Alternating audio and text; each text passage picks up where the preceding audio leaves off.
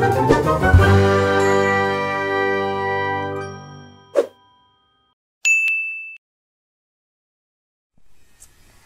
Mam, dengan Mam Ayu di sini. Siapa nih yang getol banget untuk membiasakan anaknya buang sampah pada tempatnya? Keren banget, Mam. Nah, hari ini kita mau bahas nih, gimana sih sebenarnya cara buang sampah yang relate sama kondisi lingkungan saat ini.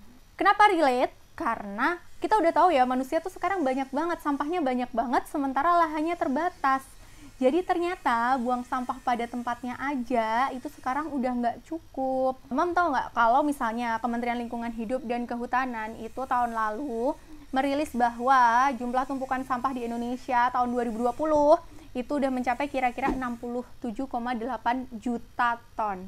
Wow. Kita juga pasti inget dong prediksi kalau tahun 2021 yaitu tahun ini diperkirakan TPS Bantar Gebang bakalan tutup karena overload. Serem banget Mam, kita mau buang sampah di mana lagi? Nah, jadi gimana dong caranya dong gitu kan?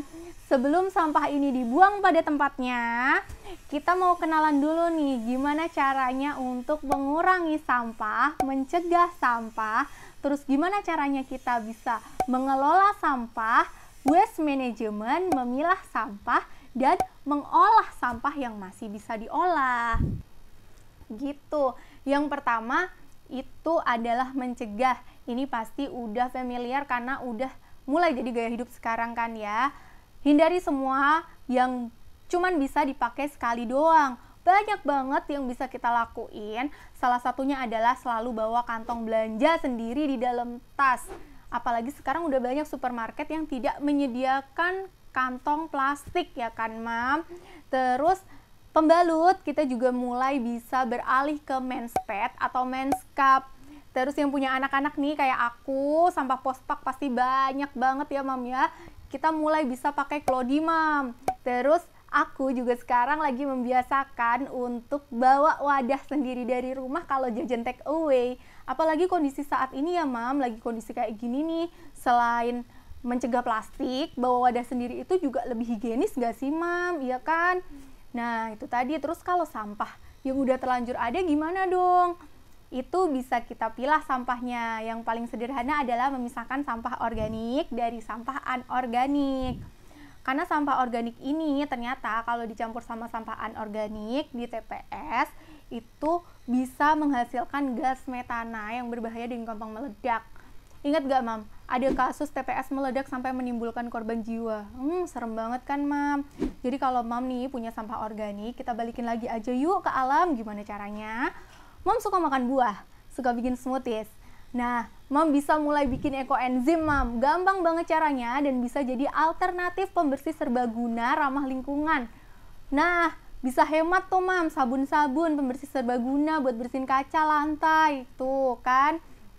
Terus Mam juga bisa mulai ngompos dari rumah. Banyak banget tutorialnya, gampang banget sekarang ngompos di apartemen aja bahkan bisa tanpa bau. Keren banget. Terus juga Mam bisa mulai bikin lubang biopori di rumah. Serius Mam, ini nggak perlu jadi tuan tanah dulu buat bikin lubang biopori. Aku bikin di belakang rumah itu, di lahan yang luasnya cuma 30 cm doang di depan kolam, aku bikin lubang biopori Mam. Itu selain bisa buat buang sampah organik kita, juga bisa membantu resapan air. Jadi cadangan air tanah kita makin banyak nih. Terus juga bisa mencegah banjir. Keren kan? Nah, sampah anorganiknya diapain? Kita pilah lagi nih yang bisa didaur ulang sama yang nggak bisa didaur ulang. Contohnya yang nggak bisa didaur ulang itu kalau aku adalah kemasan yang kotor banget atau rusak banget. Terus juga kresek sama bubble wrap karena aku masih belum tahu nih gimana caranya. Makanya masih aku buang nih ke tempat sampah. Tapi itu doang yang dibuang. Terus yang bisa didaur ulang itu ada banyak banget. Contohnya ada botol PET sisa minum tuh. Terus ada kardus UHT, terus ada juga kertas, kaleng, besi, kaca, banyak banget. Nah, yang bisa didaur ulang ini nanti diapain? Kita olah Mam. Sekarang banyak banget tutorial DIY cara mengolah sampah nih. Bisa jadi kerajinan, bisa jadi hiasan di rumah, lumayan kan hemat, siapa tahu bisa dijual juga jadi tambahan nih Mam. Tapi kalau misalnya nggak sempet nih, aku nggak sempet Mam ngolah-ngolah kayak gitu, sibuk, tenang aja. Sekarang banyak banget lembaga yang menerima kiriman sampah daur ulang dari kita. Nah, ada bank sampah Mam, ada pengepul sampah daur ulang, ada juga NGO yang mengelola sampah daur ulang. Terus sekarang juga ada banyak brand yang menerima wadah bekas pakai. Nah, bisa ikut program itu, Mam.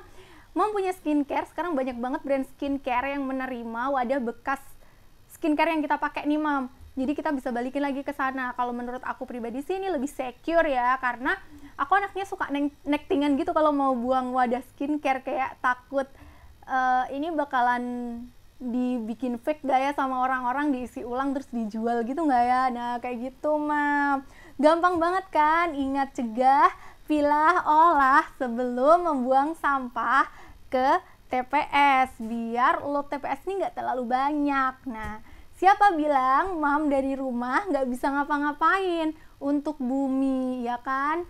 Ingat Mam, kalau sampah itu tidak diwariskan. What a wonderful